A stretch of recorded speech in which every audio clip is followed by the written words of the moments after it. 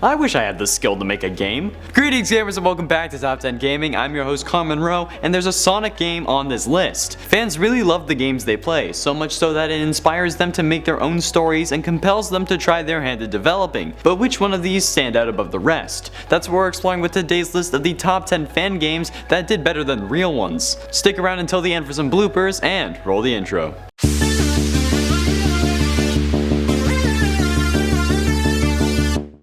In at 10, Pokemon Dragon. Okay, I'm starting off with a cheap one because this was my Pokemon game back in high school. Yeah, in grade 11, I started making a Pokemon game using RPG Maker and ended up getting pretty far into production. For some reason, I forget what, you had gotten a Dratini at the beginning of the game, and Team Rocket was dead set on stealing it and only it. This is the only fan game I know of with this name, so I'm fairly sure I was unique. I actually used to stream the production of it on Twitch. So yeah, the crap I did in high school was really cringy. I was never able to finish it, and that may technically not count for this list, but I wanted to include my own game. But to be fair, it did better than any other Pokemon game that gave you a dragon type, because I don't think there was one. At least to my knowledge. And at 9, Cat Mario. Cat Mario is one of the trolliest games of all time. This game was played so much on YouTube back in 2013, more so than any real Mario platformer in all honesty. This game takes the whole game of Mario and basically attaches it to an inclined plane wrapped helically around an axis. This game has trolls like killer stars, killer clouds,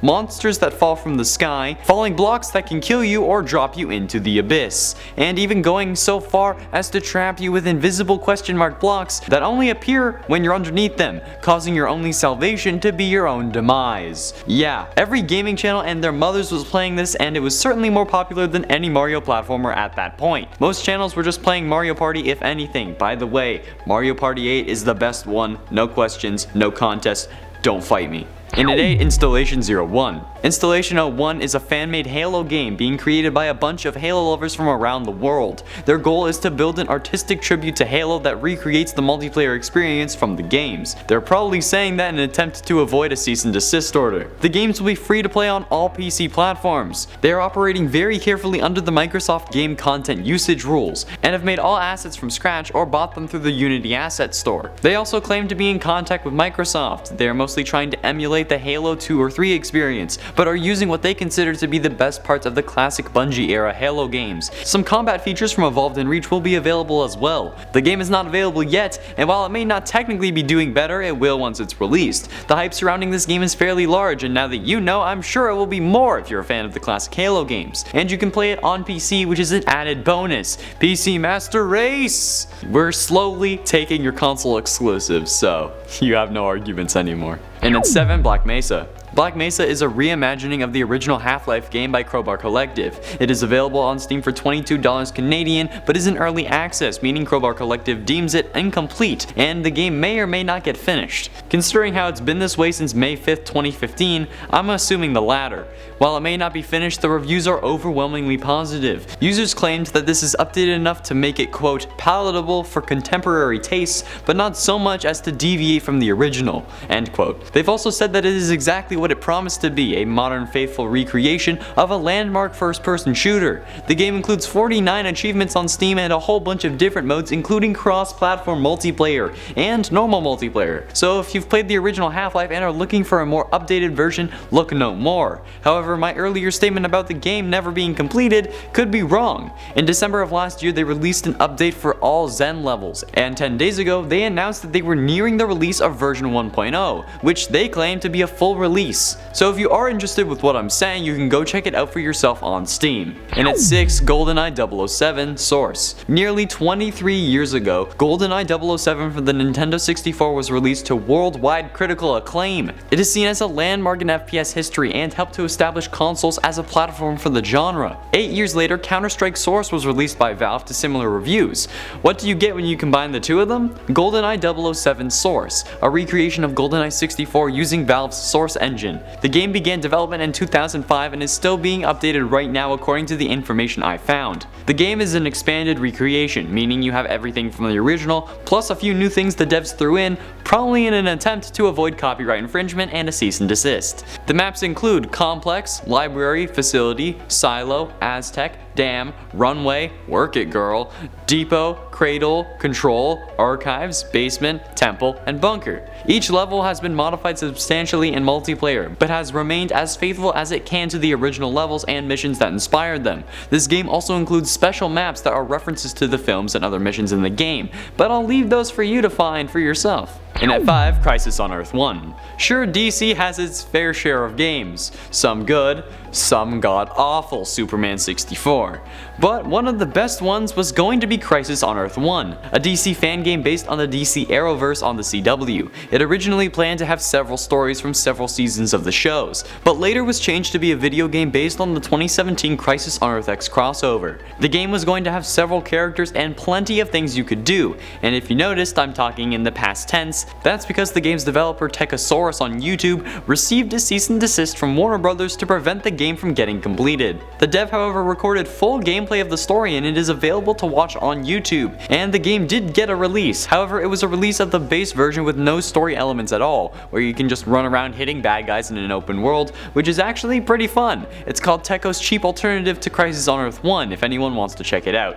And it's been doing better than any other game based on the Arrowverse since there are none, so good job Techo. And at 4, Donkey Kong Country 4, The Kong's Return. The Donkey Kong Country series is one of the best series of games hands down, but when they stopped creating installments after number 3, it was a sad time. But when fans created Donkey Kong Country 4, The Kong's Return, everyone was able to rejoice. You can play as all Kongs, Donkey, Diddy, Dixie, and Kitty, and it's a very faithful expansion, with the same assets or at least very similar assets being used. The animations are smooth and the gameplay is solid. The development videos are on the game's YouTube channel, and their sprites are both regular and custom, and the artists are credited in the description, which is nice to see. The game has been available since 2016 with a link in that video's description on their channel, so if you love Donkey Kong Country, then go check it out. I enjoyed playing it and I'm going to look into this, because it's pretty dope. And at 3, Sonic Utopia.